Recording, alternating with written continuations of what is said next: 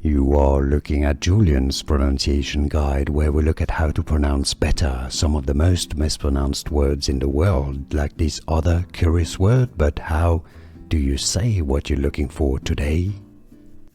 Let's learn once and for all how to pronounce the name of this queen. If you want to learn more confusing pronunciations from ancient Greece, also Greek mythology, stay tuned.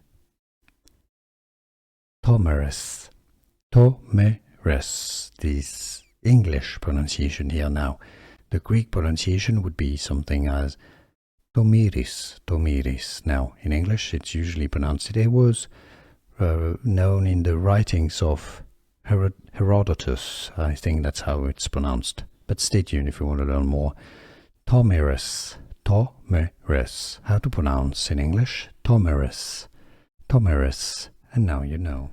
Here are more videos on how to pronounce more confusing words and names too many mispronounced. Like this video if you found it useful. I appreciate your support. I'll see you soon and thanks for watching.